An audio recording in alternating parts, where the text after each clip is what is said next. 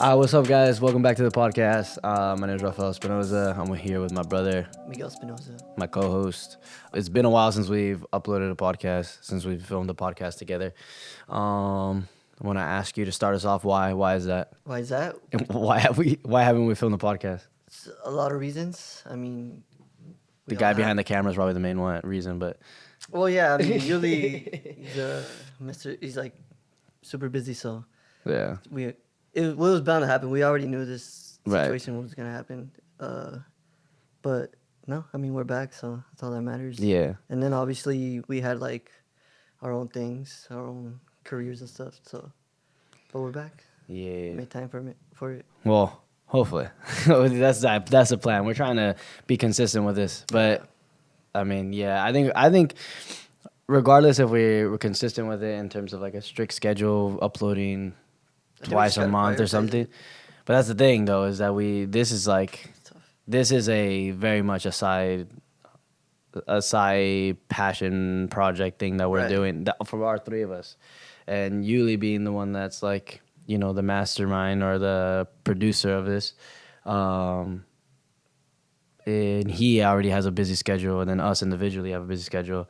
It makes it difficult to come up with this. For sure. But yeah, I've a lot of people that I haven't seen in a while. When I have encountered them, they're always like, "What happened with the podcast? Where's the podcast episodes?" So we're gonna be coming out with them a little bit more consistently, hopefully. But yeah, I think it's exciting though what we have planned for the future podcast. Guests. Yeah.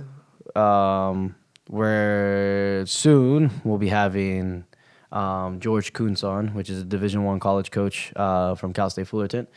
And then we're working on some other college coaches to have on, which I think will be sick to have these guys who've been in the game for a long time, coaching at a high level and kind of getting their insight. And especially since the college game is changing so much, I think having their insight would be very beneficial for a lot of people. So if you haven't already subscribed, I think subscribe, because we will be coming out with those stuff, those interviews. Yeah, and then we can see like from their perspective how, like depending on the questions we're gonna ask, right? Like obviously it's gonna be more tailored towards like questions that high schoolers would want to know. Right. And yeah, so I'm excited for that, honestly. Yeah, for sure, and also to get their background story, because we're still gonna keep the same kind of format of the podcast, where we get to actually hear their stories and see how they grew up and what journey they took to get to where they're at right now. Because I think even like for you, I think even and for me as well, I think it's like a goal of ours to be coaching Division I college soccer. For sure. And I think right now, since we're talking about updates and stuff, you're already on that path. Right. So you want to give an update of where you're at right now? Yeah. No, dude, it's honestly like, it's cool like how my career has progressed so fast. Mm-hmm. And I say so fast just because like the level that I'm at right now is, well, I'm at UC Irvine, so the alma mater of us. Yeah. And obviously it was made through the connection of, Rafa playing there and having a good relationship with Coach Yossi, and ultimately, trusting in Rafa, and obviously, over time he's get to know like our family and stuff. So I think it made it very like smooth and very like he was very open about bringing me in, and honestly, like since I've been there, I've learned a lot. Yeah. In terms of like standards and how he wants his players to carry themselves and stuff. Like it's something that I kind of like already like expected, but just being there and like experiencing it and like how like straightforward it is, like bro, like it's an environment that I want to be in, and it's something that I want to like strive to be. Like if I become a coach in that level, I would want it to be like at that standard, if not higher. Right. Yeah.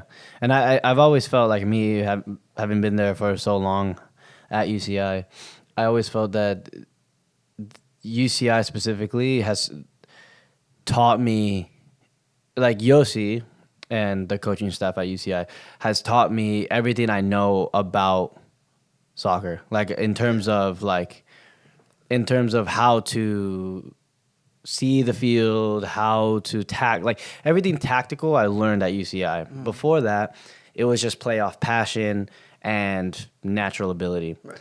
And I was definitely had like bad habits that I had developed just purely because I didn't have someone like Yossi to correct me on certain things. But I think there's an argument to be said about overcorrecting and like Right, playing yeah. off natural ability.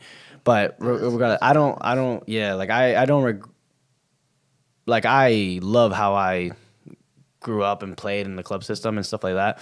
But I am definitely like grateful that I went to UCI because I learned so much from being there, and I don't think I would have learned as much as I learned there anywhere else in the college game. I'm sure there's some college teams that are similar in terms of the tactical side of things, but at least the ones that in California that that I know of, I don't think it's anything near like anything close to what was going on at UCI. And I mean, you're seeing it now. Yeah. But that's why when we've had conversations about you wanting to continue to just take that next step in learning the game a little bit more.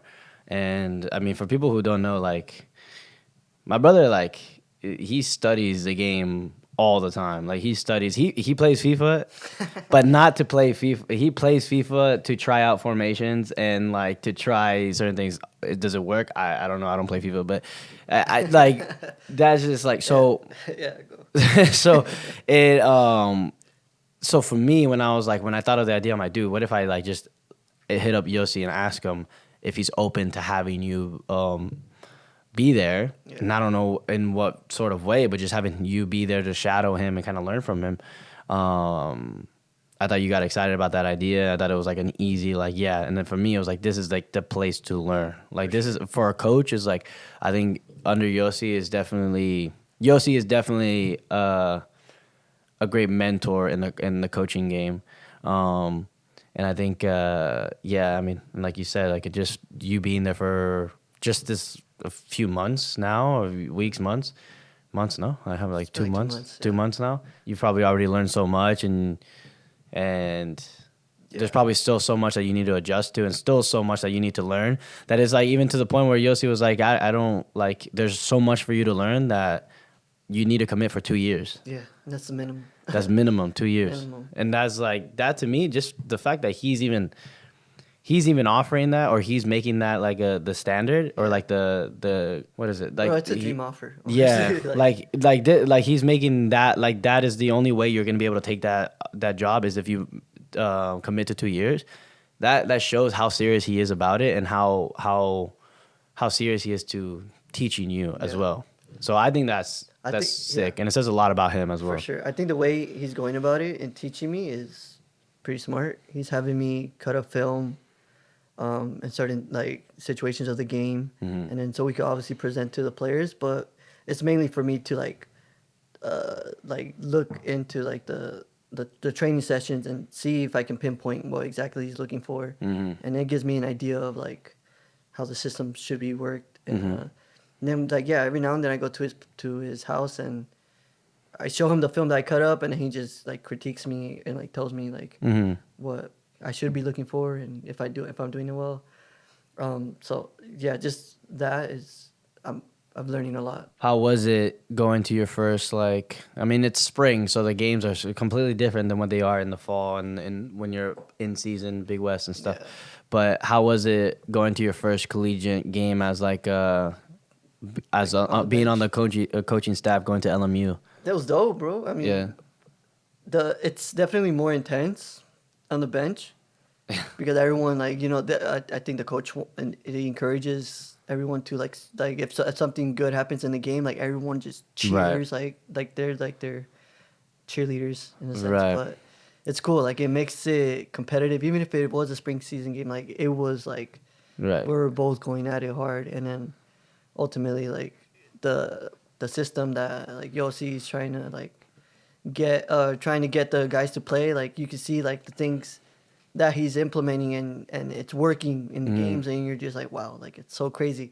even like at the halftime talk, he brought up like how like he asked them like how was LMU playing, da, da, da, and then he brings up like the weak spot that they were giving, and then he basically adjusted just by like just because he knows. Right. It's crazy. Like I like how like he's so knowledgeable that like if someone like tries to like tell him something different from like his tactics, he's like, bro, like I've studied the game 25 years. Like this is all I know. Basically. Yeah. Right. Like you, it's kind of like Yeah. it's kind of intimidating to like give him your or like give like the film and stuff to him because then you just like, did I do it right or Yeah. is he like obviously there's always something he's gonna call out, but For sure. it's what you want though. Because that's the thing. In his mind, he has a vision. But he's always learning. For sure, and you see, like, I mean, I've been there. I was there for 4 years, and every year there were some adjustments, there were some changes, there were some experimental, like experiments that he was trying,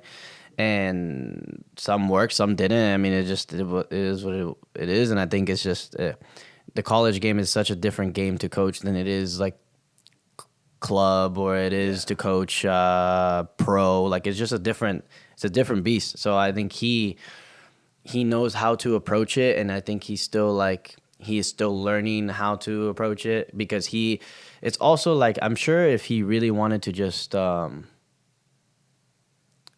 I think it's very clear what style wins college like nationals, like what wins in the college game. There is a certain style that wins in the college game.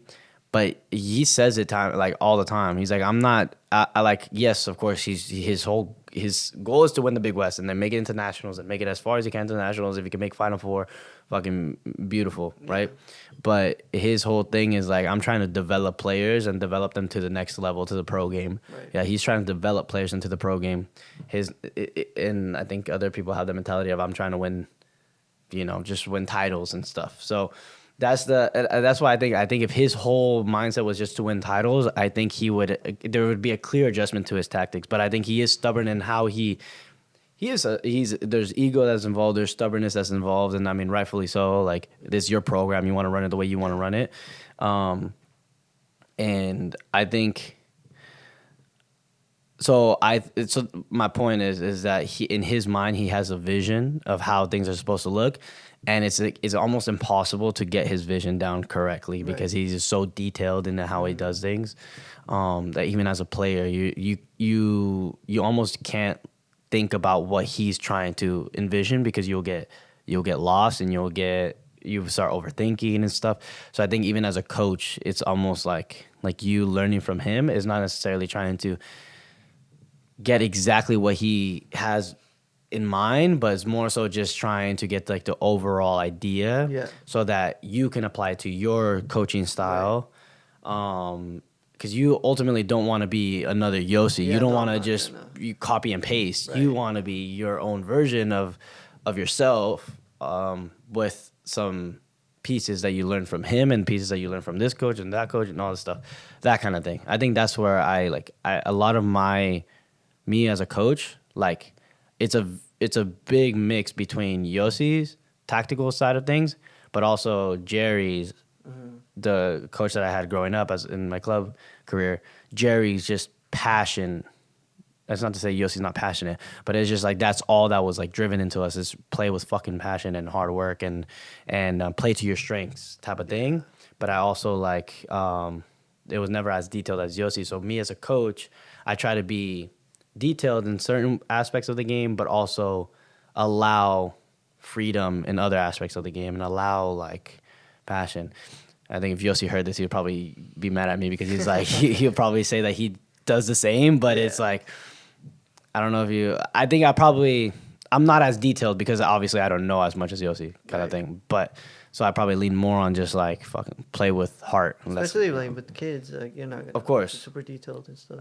I mean, there probably are some. I think it depends on the level. Yeah, because now I think this is a good transition because for me, I just got back from Spain not too long ago. Oh yeah. And that's the thing is that so I was in Spain for 2 weeks. First week was for coaching in Barcelona, and then the second week was to train with a team out there for myself. So I was out there in Madrid by myself. So the first week coaching out there, I brought a team, and honestly, I brought ballers from over here. Like they're good players individually. Yeah. As a team, is a little difficult because we didn't train as much as a team. But they're not like they have their own team, so there's just players from different teams brought into one, and it was just kind of like some sessions, but it wasn't very like it wasn't the best preparation for a tournament, right? Let's just say. But they're good players nevertheless. So taking them there, and me as a coach here in the States, I grew up here.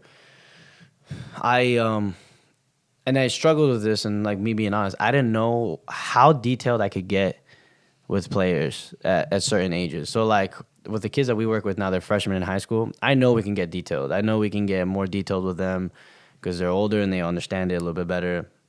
Mm-hmm. But with like young, but also like the battle that I had with, because I took 10-year-olds, 2015s.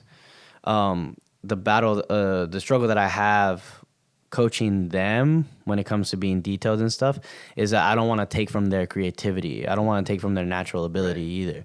I don't want them to become robots. There's players already at that age that you can see that they just do cone weaves. They just do cone work, and they play so robotic that in the game it does not translate. Mm-hmm. So for me, I want it to be more natural for that age group and allow them to develop their own style. Right. You know what I mean? So that's why I struggle between being super detailed and just allowing them to just show off their creativity in certain ways. Like Max, our nephew, for example, like for him, like when I coach him or when I train him, like if he's doing a drill just slightly wrong because he's incorporating a step over, or he's incorporating whatever, like randomly he'll throw in a rainbow flick, like literally, like this kid will just throw in random stuff, like just because he felt like doing it. I'm not gonna get mad at him. I'm not gonna tell him don't do that, do this. Like it's like no, all right, just like as long as it's in like the kind of realm of what I want him to do, allow his creativity and freedom to kind of shine in those things. But then sometimes I coach certain kids and I tell them something and they do it to the T, like they do it perfectly, and it's just like okay, like now the struggle is being able to get that in games, because a lot of the game everything's just instinctual in games. So the reason I brought that up is because when I went to Spain to coach, I realized that I could probably be a little bit more detailed than I am now, because there's kids that like. Well, there's like teams like Atletico Madrid, mm-hmm. Academy, PSG's Academy. There's Espanyol, a bunch, right? Yeah, like, Espanyol's, but they're probably like their B team, C team, whatever. But still good players, and we played even like just local Spanish teams that were good as well.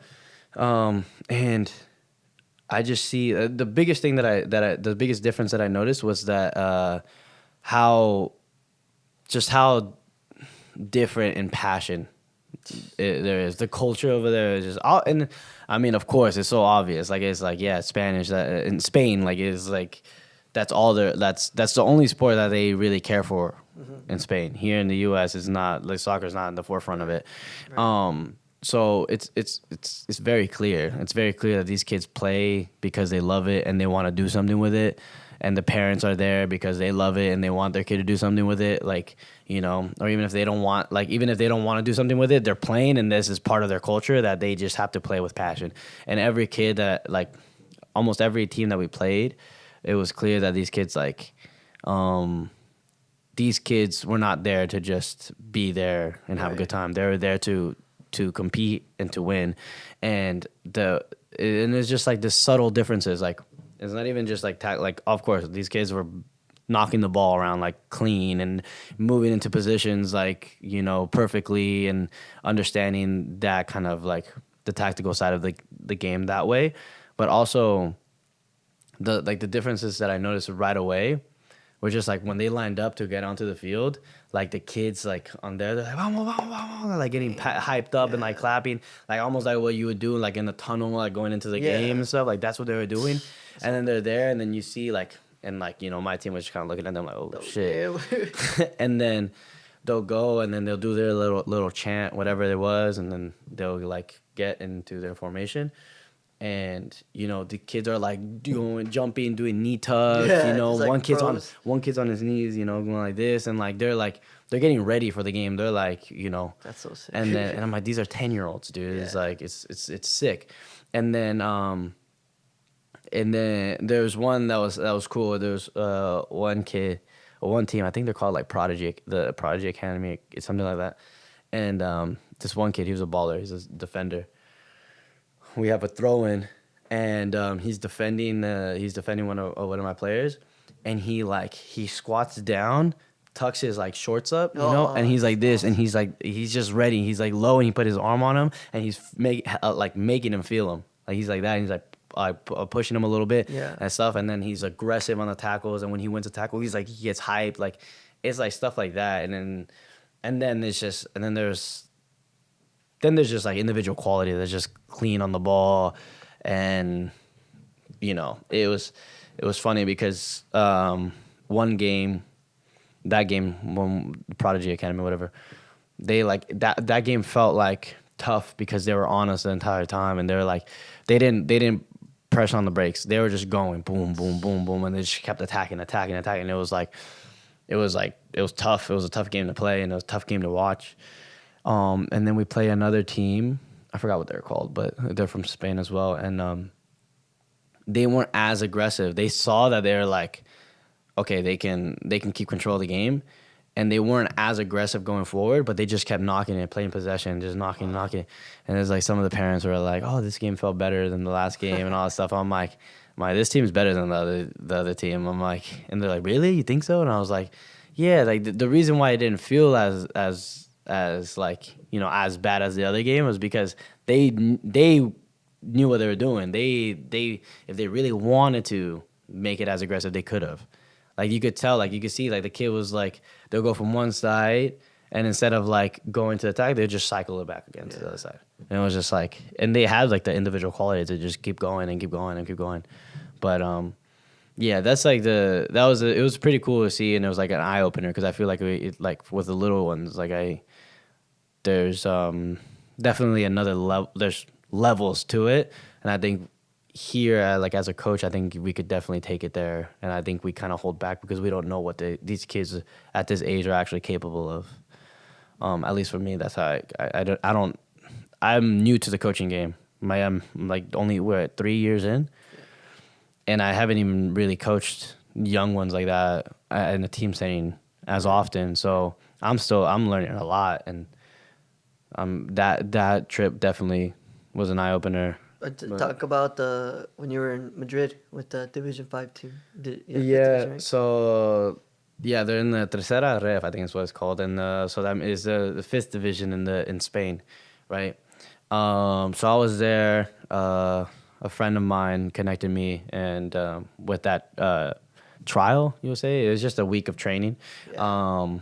They're in season. They're towards the end of their season. By the time this comes out, they're probably done with season. What position are they in the table? They're like mid-table. Mid-table. But yeah, they were grateful. They were nice enough to allow me to go and train with them, and to give have that introduction, have a look at me and stuff like that.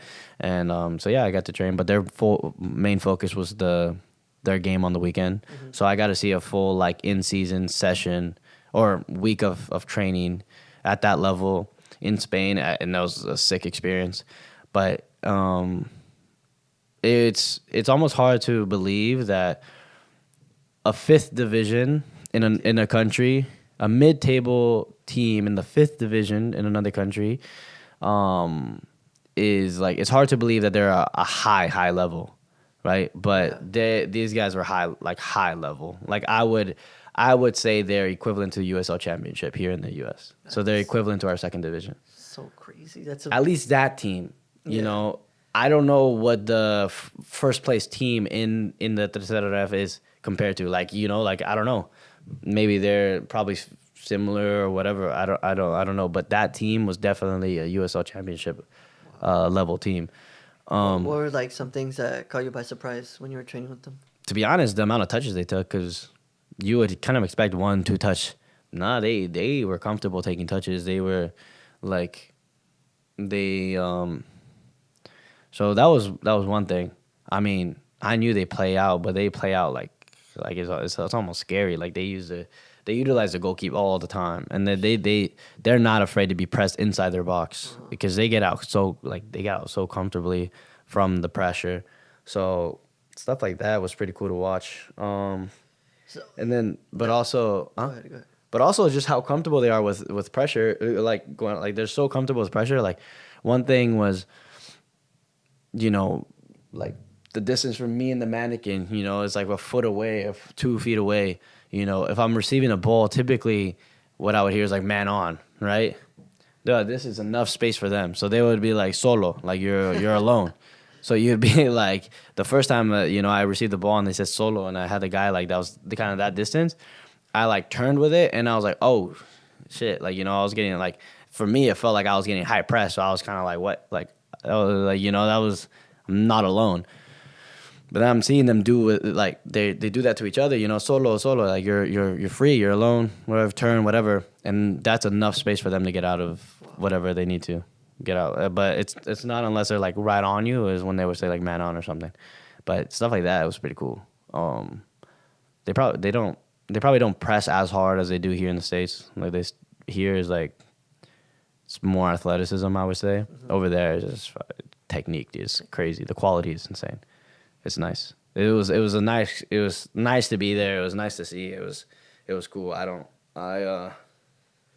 definitely learned a lot from that experience. And it definitely feels like coming back here. It kind of feels like, oh, you kind of get a reality, or not reality check, but more like you realize a little bit more that like, you go and you start training with certain players, you start playing certain leagues, teams, whatever. That the level isn't as high, right? So then you kind of feel a little bit more. It builds on your confidence, I guess I would say. Mm-hmm. But yeah, no, it was definitely a cool experience. But yeah, and then just Madrid generally traveling alone for the first time was crazy experience as well. You were staying in like hostels and stuff, huh? Yeah, that was crazy. I ran through my money like crazy. Saw the Madrid game there against Barca, huh? No, I didn't. Oh yeah. I wanted to. I was like. You're tempted, huh? I was super tempted, but then the prices were just too much because the game was in Sevilla, the Barca and Real Madrid game, the Copa del Rey final, and I was like, like early in the week, probably like on a Tuesday or whatever. I was like, let me just check. The cheapest ticket was probably like 700 euros or 800 euros, and I was like, okay, maybe just put it on a credit card. But then even like to get the train to go over there, it was like because everybody was booking trains to get there, the prices were super high as well. So I was like, all right, yeah, I can't do it. So I just ended up going to a bar and watching it. It was cool though. It was cool. I was surprised how many Barca fans there were at Madrid though. Really? Yeah, there's probably more Barca fans than there were Madrid fans. That's at least where I was at. Yeah, it was cool. It didn't get as hostile as I thought it would be, but it was cool. And then when I was in Barcelona, I watched Espanyol play against Getafe. Oh, yeah, in person, huh? That's a cool dude. I've been to MLS games, bro, and it's so dead. We went to that LAFC game. That was pretty dead, bro. New York. I don't know. Like it's just a different. Bro, it's culture, bro. Yeah. Over there, like it's just so different. The atmosphere is just so different, and like even the stadium wasn't even full. It was just like, but it felt like it was full. Like it felt like everybody was like super into the game, and sometimes when we went to the LAFC game, it felt like sometimes it felt like super quiet. Yeah, it was crazy. And they had like their ultras there, but they weren't even that. Yeah, but.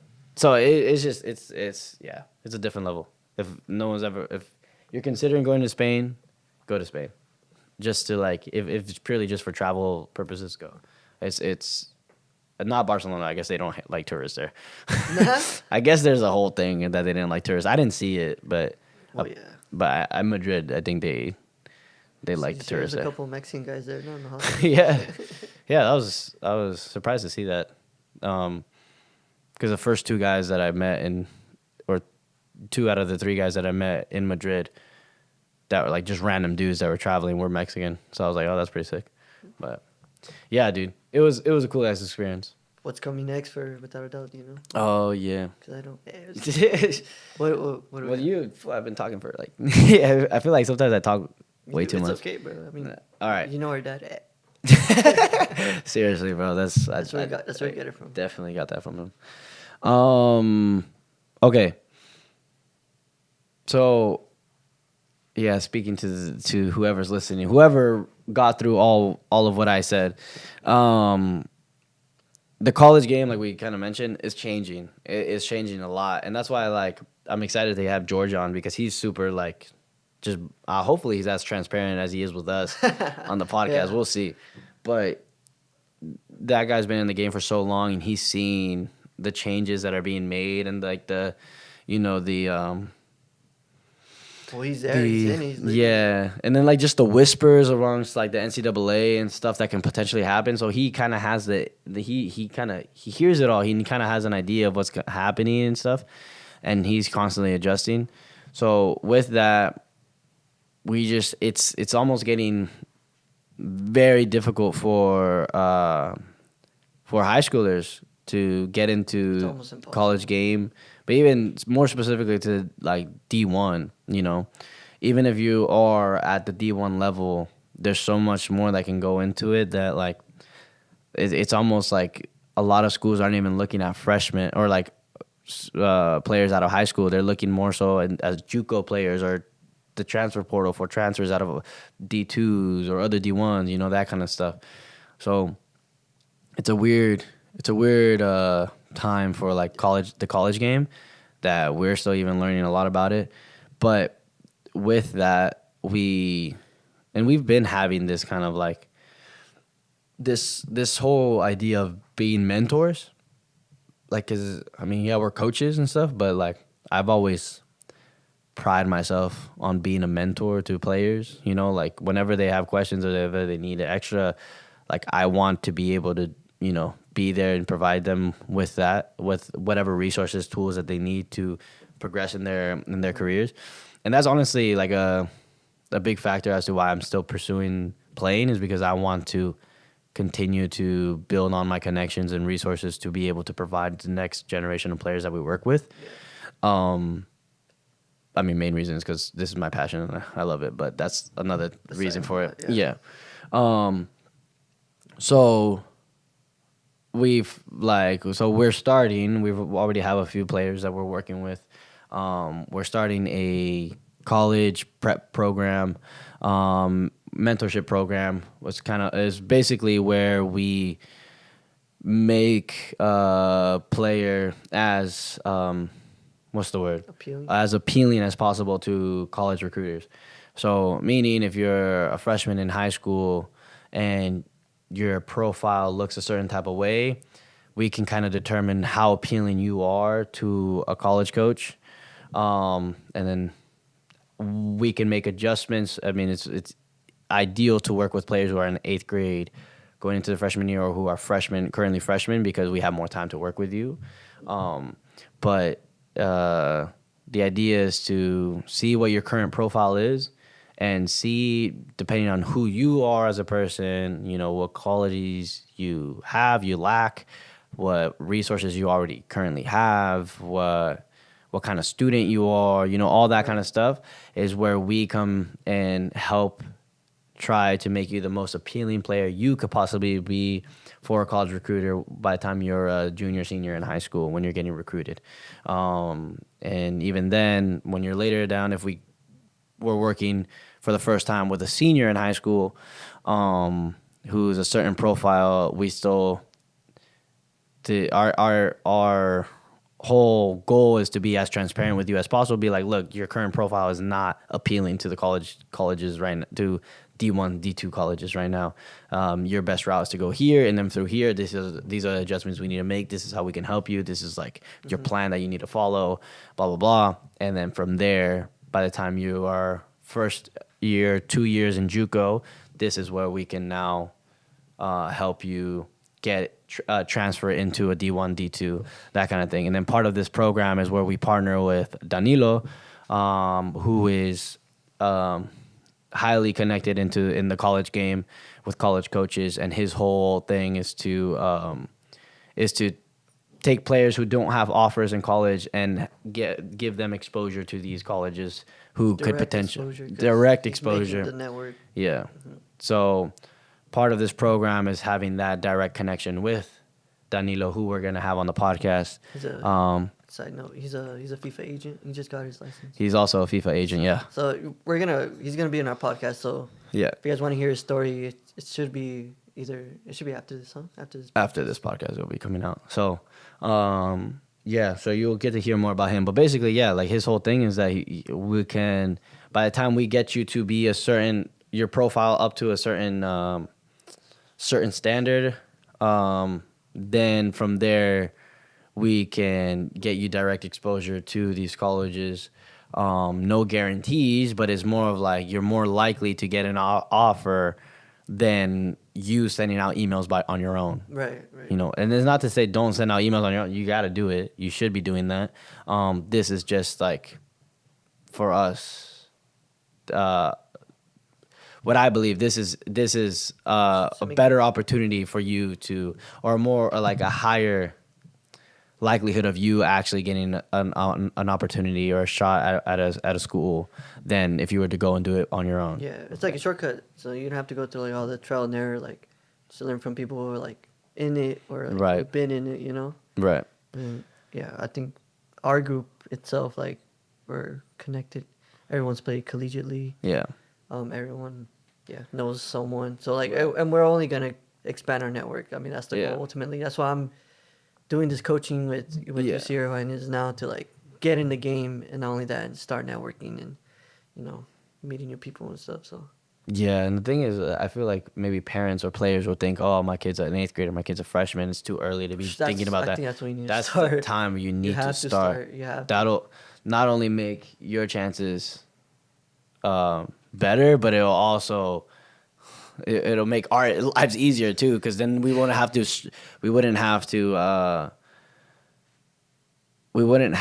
like rush certain things. We wouldn't have to like we now have that time to be able to develop him or her as a player individually, their school, even like the team that they play in, like maybe exactly. Move up. There's the earlier, the sooner the better, to be honest. So if you're interested, if you've heard this far through, if you're interested, send us a DM. We'll can give you the information. But we'll be coming out with more promo on all that.